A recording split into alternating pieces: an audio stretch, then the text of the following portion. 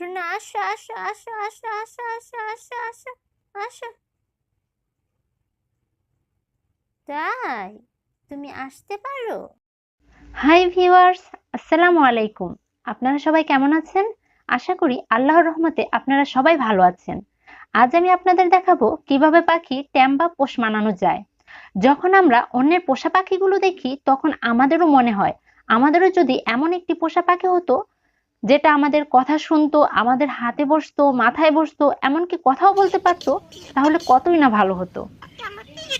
তাই আজ আমি এই ভিডিওতে আপনাদের দেখাবো কিভাবে আপনার পাখিটিকে আপনি ট্যাম বা পোষ মানাতে পারবেন। সো ভিউয়ার্স, কথা না বাড়িয়ে দেখা যাক কিভাবে পাখি ট্যাম বা পোষ মানানো হয়। প্রথমে এমন একটি পাখি নির্বাচন করতে হবে যে পাখিটা নতুন খাবার খেতে শিখেছে। বাজরিগার পাখির বাচ্চা হলে হ্যান্ড ফিডিং আমার মতে না করাটাই ভালো, কারণ এদের ঠোঁট খুব ছোট, যার কারণে হ্যান্ড ফিডিং করাটা খুব কষ্টকর এবং ঝুঁকিপূর্ণ। তাছাড়া অন্য সব পাখি যেমন জঙ্গল ময়না, টিয়া, শালিক, তুতা ইত্যাদি এসব হলে 15 থেকে 20 দিন বয়স হলেই আপনি পোষ মানানোর জন্য পাখিটি নির্বাচন করতে পারেন। আবার এসব পাখিকে হ্যান্ড ফিডিং করাটাও খুব সোজা। আমার যে বাজরিকার পাখিটা আছে সেটা বাচ্চা অবস্থায় আমি তাকে প্রতিদিন আমার কাছে এনে তার সাথে কথা বলতাম, তার সাথে সময় কাটাতাম, আবার তাকে তার মায়ের কাছেও দিয়ে আসতাম। এভাবে পাখিটির কাছে আমি খুব পরিচিত হয়ে গেলাম ও আমার প্রতি পাখিটার ভয়ও কেটে গেল। যদি আপনাদের কাছে এমন পাখি থেকে থাকে তাহলে আপনিও এটা করতে পারেন, এটা খুব ভালো হবে। দ্বিতীয় ধাপ, পোষ মানানোর জন্য নির্বাচিত পাখিটি আলাদা একটি খাঁচায় রাখুন এবং পাখিটিকে এমন একটি জায়গায় রাখুন যেখান থেকে পাখিটি আপনাকে সবসময় দেখতে পায়। সবথেকে ভালো হবে যে রুমে আপনার চলাচল বেশি সে রুমে রাখলে, বা আপনার রুমেও আপনি পাখিটিকে রাখতে পারেন। তৃতীয় ধাপ, খেয়াল রাখতে হবে পাখিটি যেন কোনোভাবে ভয় না পায়, যেমন কোনো রকম বিকট শব্দ বা এমন কোনো অস্বাভাবিক আচরণ করা যাবে না যেটাতে পাখি ভয় পায়। চতুর্থ ধাপ, পাখিটিকে ছোট্ট করে একটা নাম দিন, যেমন টোনা, টুনি বা পিঙ্কু ইত্যাদি, যেন আপনি সেই নাম ধরে ডাক দিলে পাখিটি বুঝতে পারে আপনি তাকেই ডাকছেন। আমার পাখিটির নাম টোনা, আমি টোনা বলে ডাক দিলে সে বুঝতে পারে আমি তাকে ডাকছি। টুনা আসো আসো আসো আসো আসো আসো আসো আসো আসো। তাই তুমি আসতে পারো? পঞ্চম ধাপ, আপনি যখনই সময় পাবেন আপনার পাখিটিকে সময় দিন, তার সাথে কথা বলেন।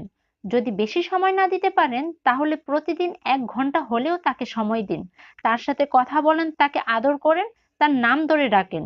তাহলে ধীরে ধীরে পাখিটি আপনাকে বন্ধু মনে করবে। ষষ্ঠ ধাপ, পাখিটিকে আপনার ঘরে ছেড়ে বা খাঁচা থেকে বের করে খোলা অবস্থায় রাখুন। আপনার পাখি খোলা অবস্থায় থাকলে ভয় কাটবে, ইচ্ছে মতন উড়তে পারবে, পাখির মন ভালো থাকবে। তবে হ্যাঁ, দরজা, জানালা ও ঘরের ফ্যান বন্ধ করে নেবেন। সপ্তম ধাপ, পাখির খাবার ও পানি রাতে খাঁচা থেকে বের করে রাখুন। খুব সকালে পাখিকে খাঁচা থেকে বের করে তাকে আপনার হাতে করে খাওয়ানোর চেষ্টা করুন। খাওয়ানোর সময় পাখিটির সাথে কথা বলুন, পাখিকে সময় দিন, তার নাম ধরে ডাকুন।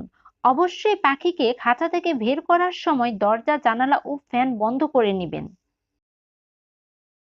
অষ্টম ধাপ, যখনই আপনি আপনার পাখিটিকে খাঁচা থেকে বের করবেন তখন আপনি প্রথমে আপনার হাতটাকে খাঁচার ভিতর ঢুকিয়ে দিন, আপনার আঙুলটিকে পাখির কাছে দিন, অপেক্ষা করুন, পাখিটি আপনার আঙুলে এসে বসবে।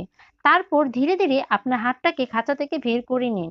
এভাবে প্রতিদিন পাখিটিকে অভ্যাস করান আঙুলে এসে বসার জন্য। নবম ধাপ, যদি আপনার পাখিটি বাজরিগার পাখি হয় তাহলে আপনার পাখিটিকে রুম থেকে বাহিরে না নেওয়াই ভালো, কারণ বাহিরে কাক ও বিড়াল পাখিটির উপর আক্রমণ করতে পারে। আর বাজরিগার পাখি খুব ছোট, সহজেই পাখিটিকে মেরে ফেলতে পারে।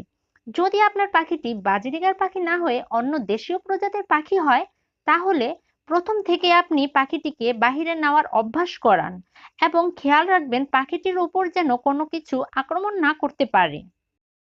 এভাবে নিয়মিত আপনার পাখিটিকে সময় দিন, ভালোবাসুন, যত্ন নিন। দেখবেন পাখিটি আপনাকে ধীরে ধীরে বন্ধু মেনে নিবে। আর বন্ধু মানাই হলো আপনার পোষ মেনে যাওয়া। সো ভিউয়ার্স, আশা করি আমার ভিডিওটির মাধ্যমে আপনারা আপনাদের প্রিয় পাখিটিকে পোষ মানাতে পারবেন। আজ এই পর্যন্তই। আমার প্রতি আপনাদের দোয়ার কামনা রইল। আল্লাহ হাফেজ।